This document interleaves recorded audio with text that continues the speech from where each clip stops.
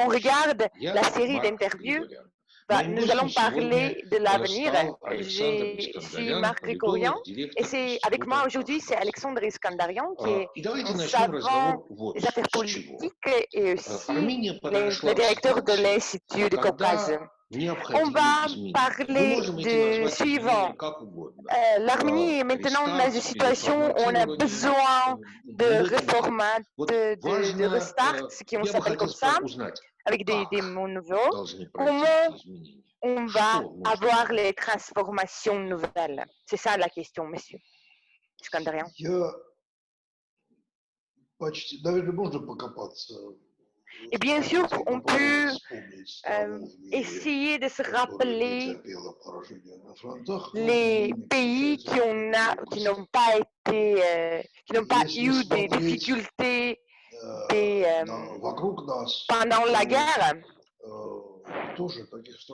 Et si on regarde autour de nous, les pays sans défaite, oui, alors on a Géorgie qui a eu des défaites différentes, bien sûr, etc. Et aussi le front d'Abkhaz,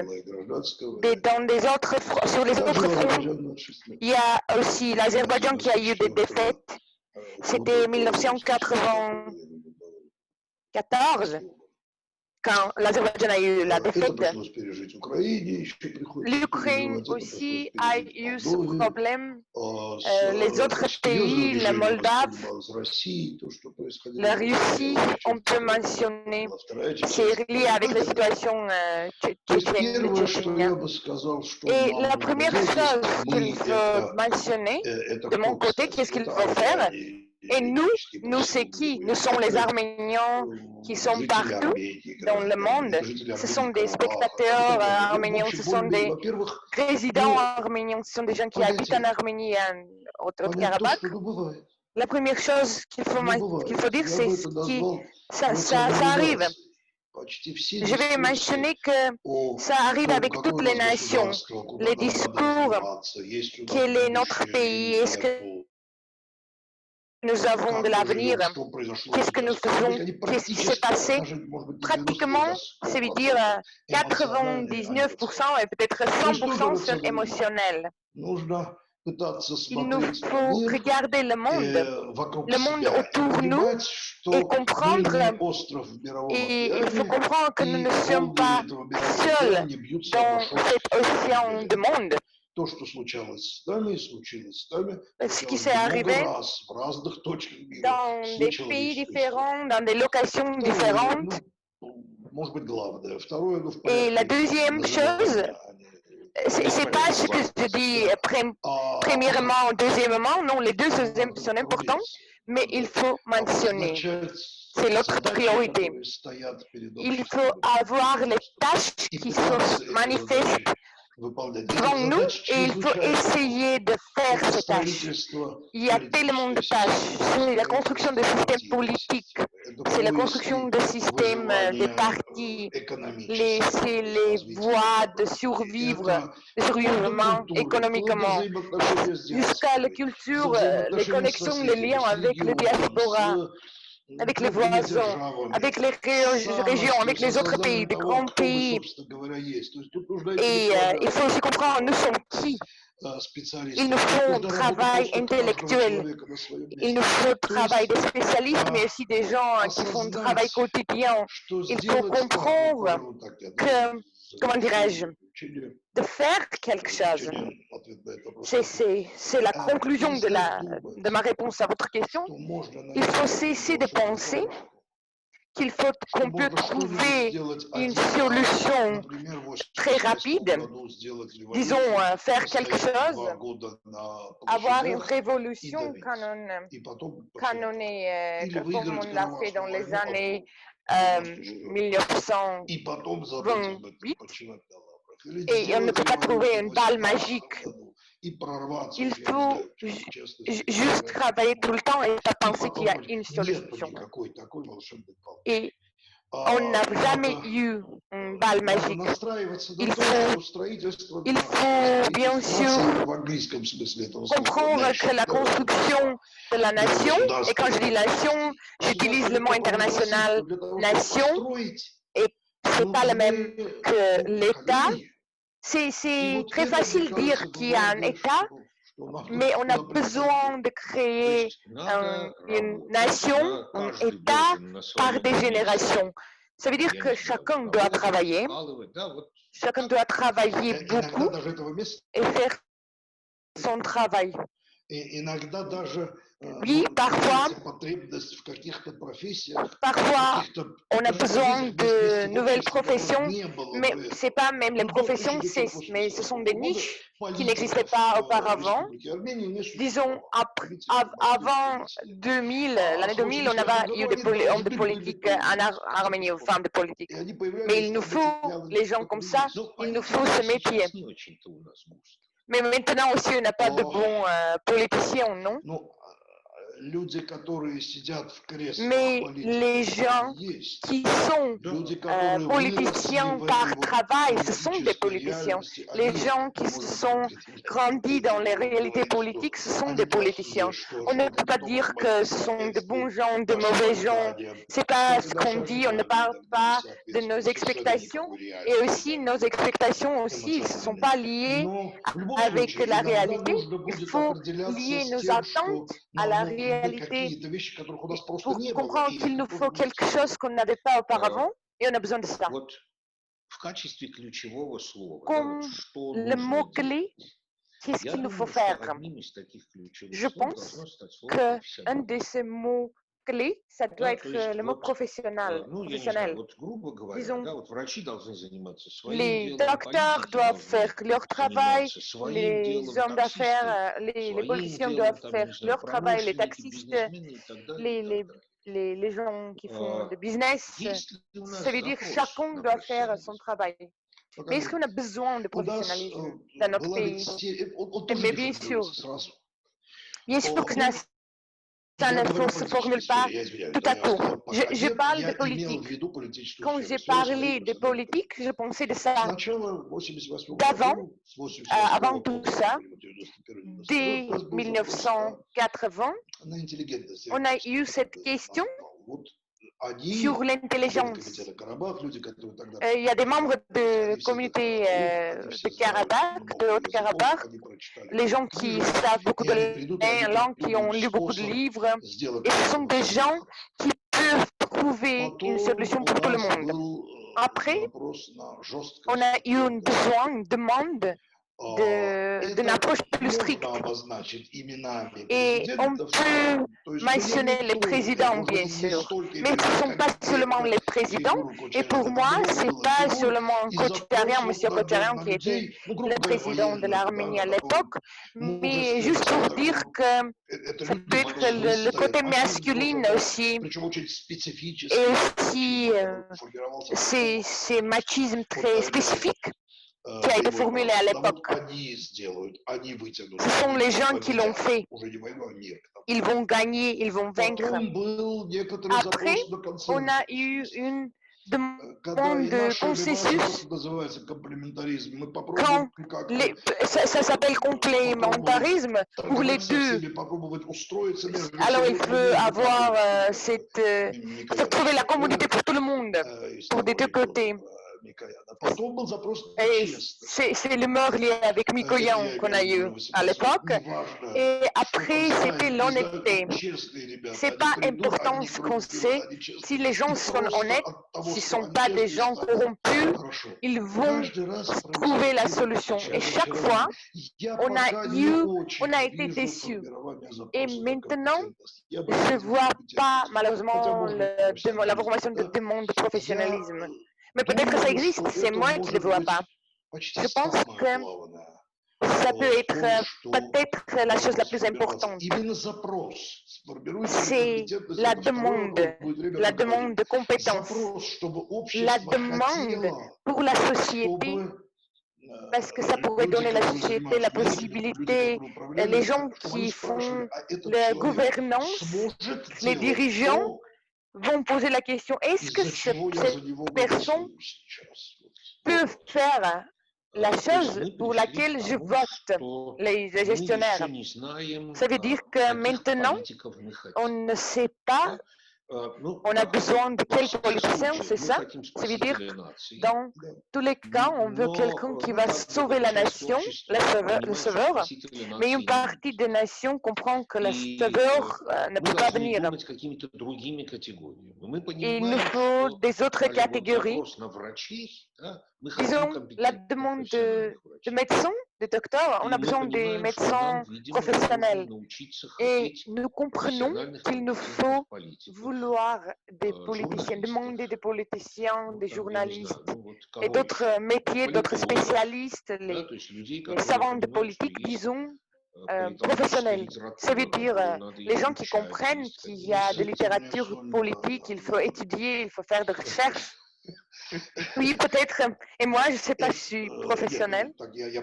Mais alors, bien sûr que je rigole, mais la plupart des gens, quand ils parlent de politique, dans le discours arménien, disons, c'est la télé ou les magasins, ce sont des gens qui ne peuvent pas parler de la politique. Ce ne sont pas juste des gens qui ne sont pas compétents, disons, les technologies politiques ou la connaissance.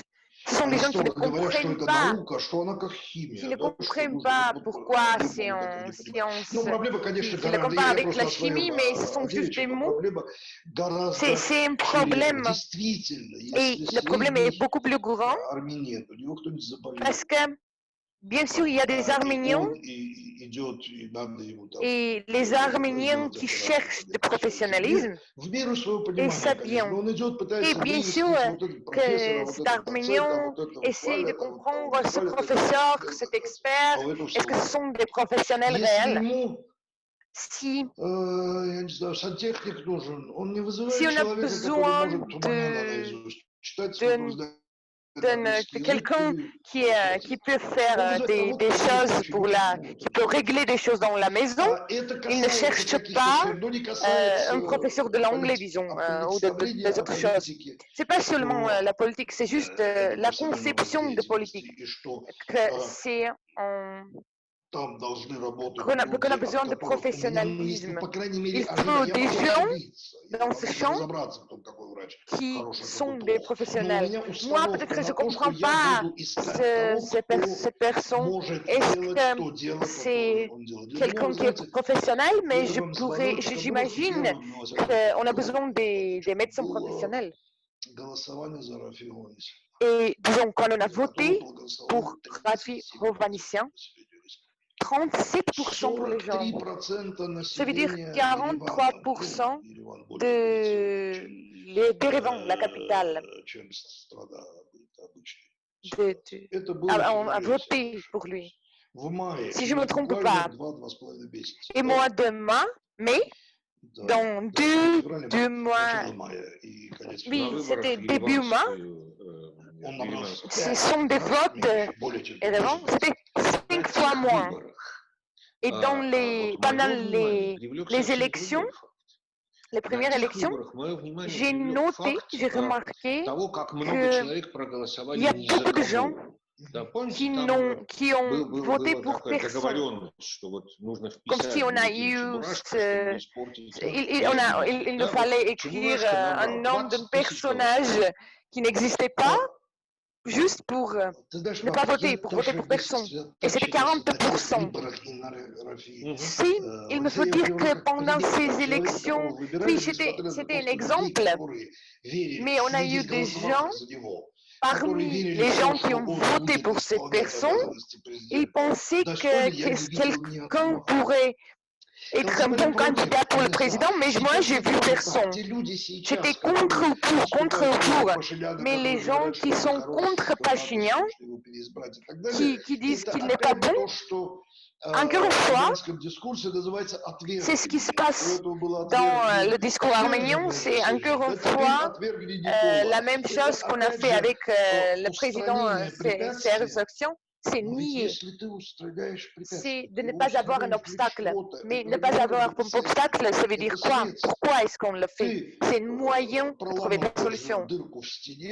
Ça veut dire, tu essaies de ne pas avoir l'obstacle, peut-être que ça sera une petite action, une grande action, mais il te faut le faire pour un but.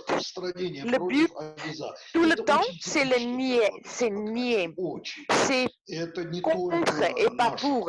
Et c'est typique pour les démocraties jeunes, c'est pas seulement notre problème, ça existe dans le monde entier aussi. On revient à notre question. Pour moi, c'est important, et je pense que c'est vraiment important, ce sont des valeurs qui construisent l'avenir. Aujourd'hui, on a déjà parlé de quelques valeurs qu'il nous faut pour construire l'avenir de l'Arménie et de l'Artsakh, de l'Arménie en général. Une de ces valeurs, c'est le travail. C'est le travail. Il nous faut travailler. Est-ce que je comprends bien? Une autre valeur, c'est le professionnalisme. Ça doit devenir une valeur. Travailler, c'est bon.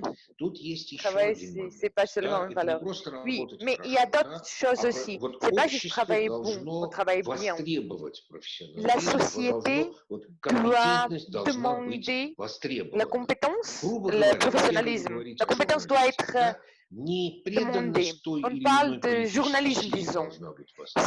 Il ne faut pas être dédié à une force politique, mais il faut être compétent, il faut être professionnel. Quoi d'autre? Quelles sont les autres valeurs qu'on doit avoir comme fondation? Quelles sont les idées sur lesquelles on peut construire l'avenir? C'est la responsabilité. Oui, la responsabilité. Je pourrais aussi dire, vous savez, maintenant, à ce moment-là, on peut dire que je vois beaucoup de gens, assez beaucoup de gens, qui ne sont pas contents de notre situation politique, du gouvernement d'aujourd'hui. Bien sûr, parce que je parle avec des gens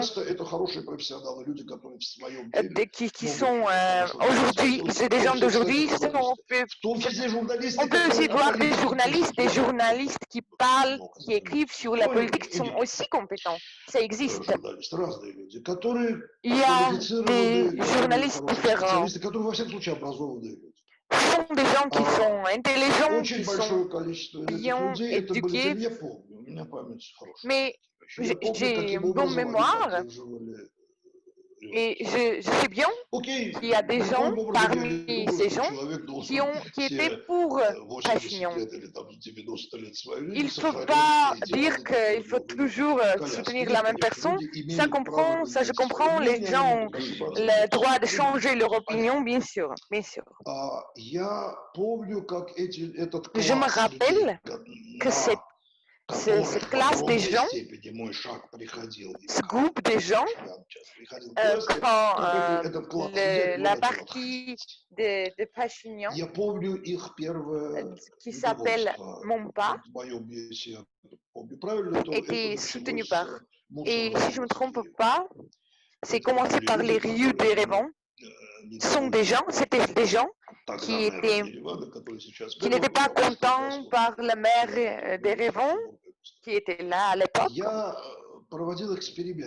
Et j'ai fait des expériments. J'ai parlé avec des gens. J'ai dit, si c'est pas très bon dans les rues de l'Arménie, parce qu'il y a la pollution, c'est toi qui l'as fait, sinon la litière. Il faut ne pas avoir la litière dans les rues. Mais dans la même manière, les gens qui ont été là pour... Mais maintenant, ce sont les mêmes gens qui sont contre. Et parfois, je les pose la question. Parfois, pas toujours. Attendez, mais qu'est-ce que ça veut dire? Vous ne pensez pas que c'était la falsification, non? Pendant les élections qu'on a eues. Vous pensez que c'était bon?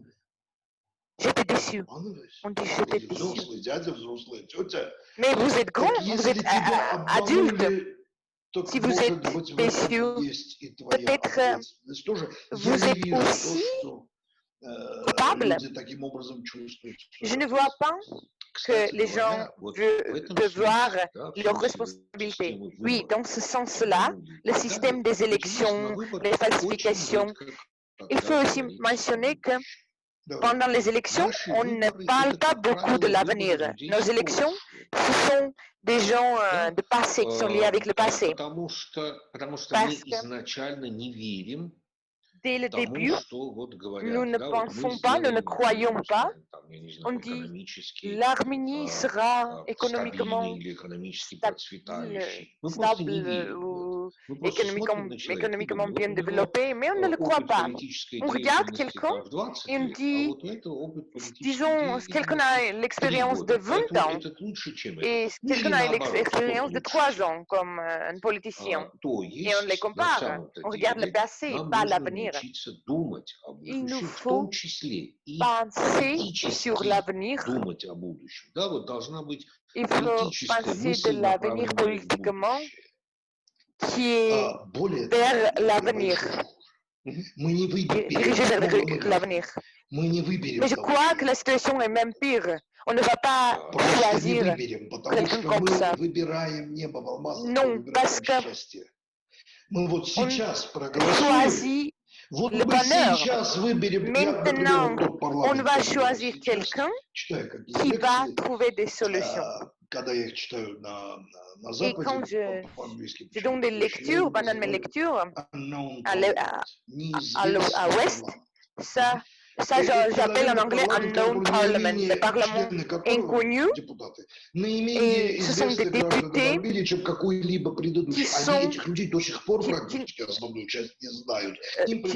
des gens qui ne sont pas très connus, parce que les députés jusqu'à maintenant ne sont pas très connus. Et si la liste était assez différente, 100% différente, on peut dire que c'est la liste de confiance. Oui, mais ce n'est pas la confiance envers ces gens. C'est autre chose. C'est la confiance envers les gens qu'on a choisis parce qu'on les a mentionnés. C'était juste mentionné. Je me rappelle que, bien sûr, tu le sais, tu sais la phrase, l'expression, mais peut-être nos spectateurs ne le savent pas tout le monde. Quand Churchill a été élu par la société anglaise, c'était un système spécifique. On disait Churchillisme, c'était comme la situation très Churchill. Et on a compris qu'on ne peut rien choisir. On n'a pas eu le choix. Quand il a été élu, il a lu son discours.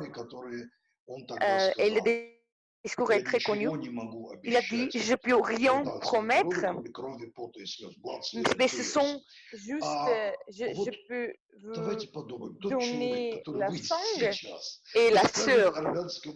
Il l'a mentionné comme ça. Je ne peux rien promettre, juste la sœur et les larmes. Si on promet que quelqu'un ne sera pas corrompu, la police, ça veut dire les banques, tout ça, on va trouver des bonnes solutions. Cette personne peut être choisie. On peut essayer de l'éradiquer, on peut essayer de vivre avec ça. Bien sûr, c'est un processus assez long. C'est comme un bébé qui commence à marcher, faire des pas, qui est dans un environnement spécial pour pouvoir marcher. il faut, avec des soutiens, et pour un moment donné, il faut aussi laisser marcher, parce que l'enfant doit être forcé de marcher, sinon il n'y a pas d'autre possibilité. D'accord. La prochaine valeur qu'on a mentionnée, la responsabilité soit de politicien, qui dit que maintenant, je vais construire l'Arménie qui va développer, et aussi la responsabilité de chacun entre nous qui vote pour lui ou qui vote pour quelqu'un d'autre. Mais il y a aussi une autre logique après la guerre qu'on a perdue. Les gens veulent soit la revanche, et bien sûr, dans ce cas-là, on aura le gouvernement des militants, mais je pense qu'en Arménie, ce n'est pas l'étape maintenant qu'on peut le faire. Ça veut dire les dictateurs militaires. Et quel gouvernement on peut avoir maintenant? Dans un pays, excusez-moi, quand le système politique n'existe pas. En Arménie, vraiment, et il nous faut penser que le dictateur militaire d'Égypte ne peut venir. C'est possible. Alors, pourquoi? C'est la tradition d'être subordonné, mais c'est aussi l'absence de groupes, de classes militaires. J'ai très peur, parce qu'on parle de volonté, de ce qu'on peut. J'ai peur que pendant des ans en Arménie, et maintenant je quitte l'image, j'abandonne l'image de quelqu'un qui juste parle avec toi, et je parle maintenant professionnellement.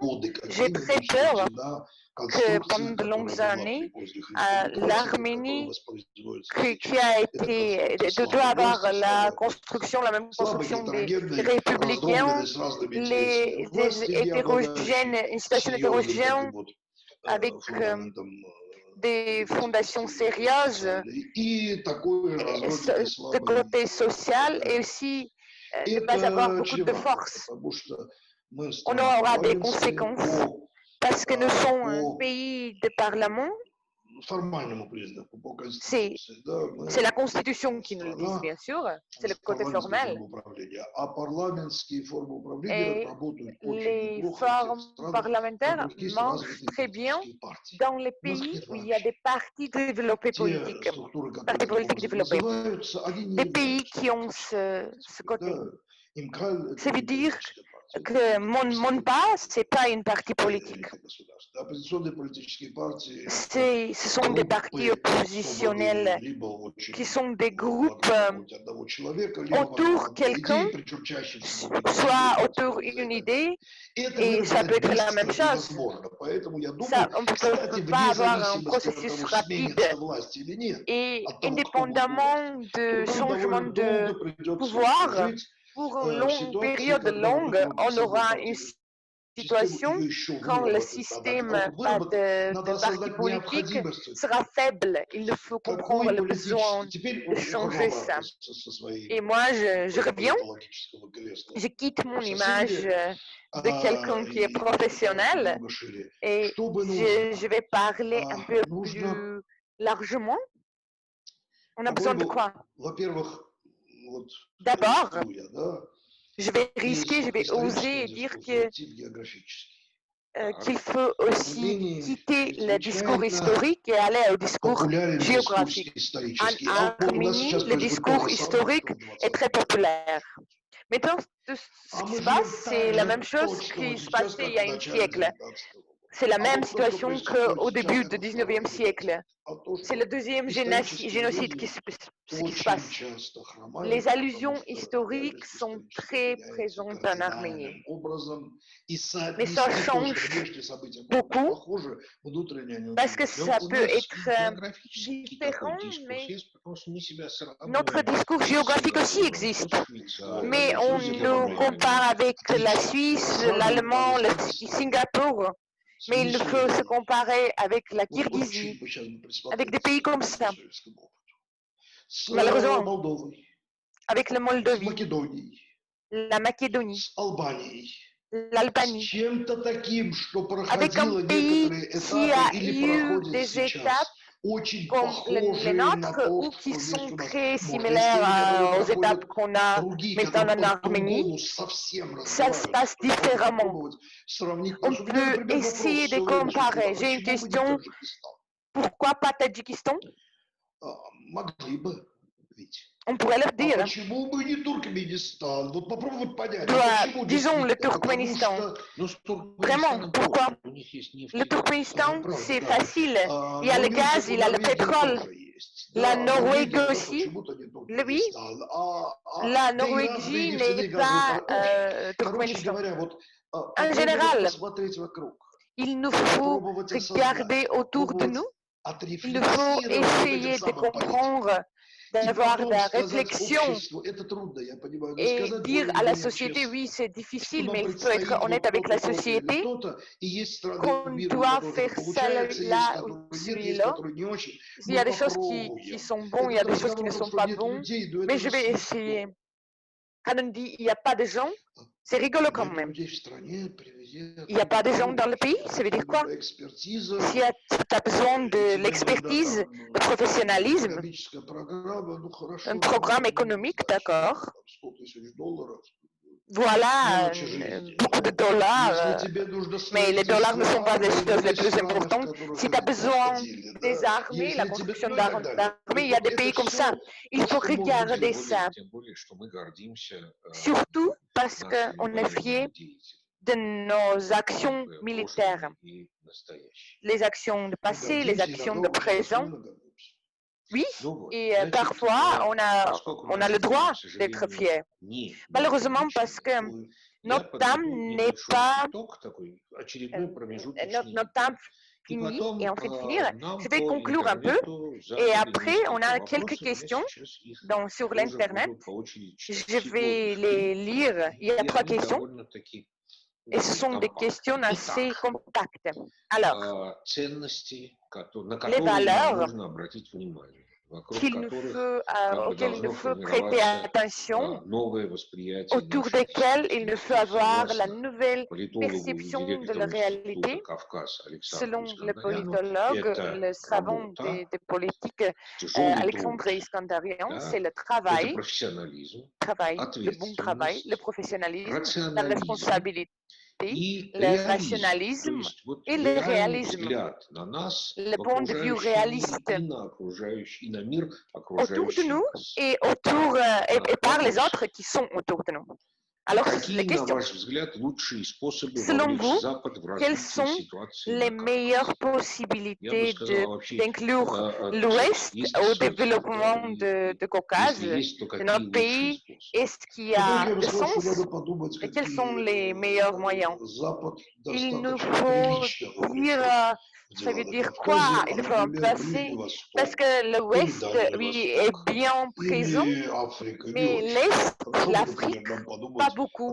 Il nous faut aussi penser des pays comme l'Égypte, qui n'est pas très loin, qui est plus sérieux, l'Indie, qui est plus développement, la Chine, le Japon, les moyens pour attirer plus d'attention pour ce qui se passe chez nous il nous faut avoir des succès, quelques succès. Il nous faut essayer de construire quelque chose. Les grands pays sont comme le Dieu. Le Dieu aide ceux qui aident eux-mêmes. Il faut avoir de bons succès. Ce ne sont pas seulement les innovations, grandes innovations, mais trouver, créer des conditions, la création de bonnes conditions, c'est déjà le succès. Oui, absolument. Pour pouvoir travailler avec vous, avec quelqu'un, ça va donner des possibilités de travail dans les endroits différents du monde. Mais ce n'est pas juste l'aide humanitaire qu'on va nous donner. Il ne faut pas juste l'aide. Il n'y a rien pour travailler. Et créer l'image, travailler avec l'image pour créer les possibilités de travail, il nous faut essayer quelque chose. D'accord. L'autre question, comment vous voyez l'avenir des relations russes-arméniennes? Est-ce que la Russie peut quitter ce territoire de Caucase? Il nous faut avoir des paradigmes de temps. Maintenant, ce sont des ans. Je ne vois pas un changement de format des relations russes-arméniennes. Les relations russes-arméniennes doivent rester favorables, surtout dans le monde où on habite. Oui, parce que c'est tout à côté. C'est ce qui existe. Il faut le comprendre. Et la Russie est un pays avec une histoire d'empire. La Russie, nos voisins, oui, nos voisins sont très spécifiques, l'Irak, la Turquie, et il nous faut le comprendre. Pour l'avenir, ça peut être le cas. Que je ne pense pas que la Russie va quitter ce territoire entièrement, mais la Russie, je pense que dans l'avenir, et même maintenant, c'est commencé, que la présence de la Russie sera moins. La Russie, c'est une des forces les plus grandes, mais la force devient de plus en plus moins. L'impact, ça veut dire, sur le Caucase de Sud, ça devient moins en moins. Moi, je pourrais dire que du point de vue des relations russes-arméniennes, parce que pour nous, une valeur très importante, c'est la sécurité personnelle, de société, de l'État, de communauté.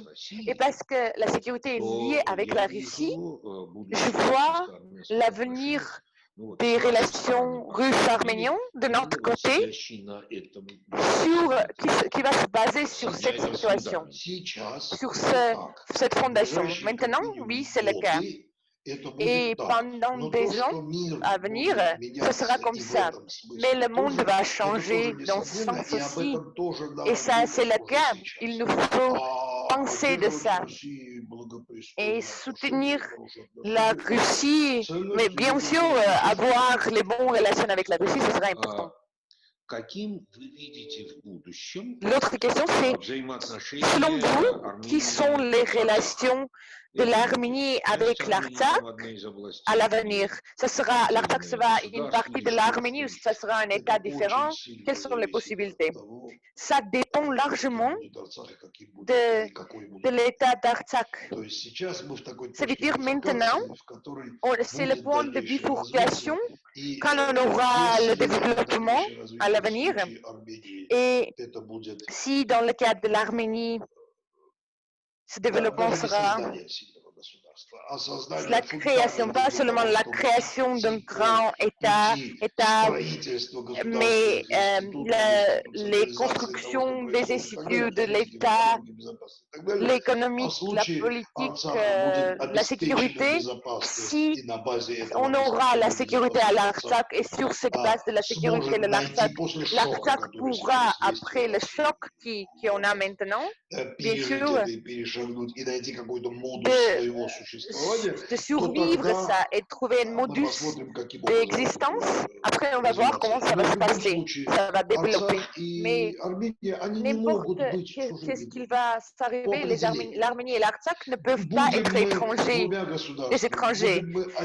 N'importe quoi, on sera soit des pays différents, des États différents, soit un seul État, on va y aller, bien sûr, comme chez nous. Dans tous les cas, comment pourrais-je comparer? Ce ne sont pas même des Français qui visitent la Belgique ou dans les pays francophones. Non, comment dirais-je? Je ne sais pas comment dirais-je. Je ne peux pas trouver un exemple, mais on aura des gens qui vont à l'Artsakh comme chez lui, chez eux. Et on ne peut pas imaginer qu'on va à l'Artsakh comme si c'est la Géorgie, ou la Lituanie ou la Russie. Non, on ne peut pas l'imaginer, bien sûr. Ça sera un pays qui ne sera pas très loin de nous. Administrativement, politiquement, on n'est pas sûr, si je vous comprends bien, oui. Mais diplomatiquement, mais ça sera chez nous, dans nos têtes. Merci beaucoup. Le temps est fini. Les questions aussi. Avec moi aujourd'hui, on a eu Alexandre Iskandarian, qui était directeur de l'Institut de Caucase. Merci et au revoir, à bientôt.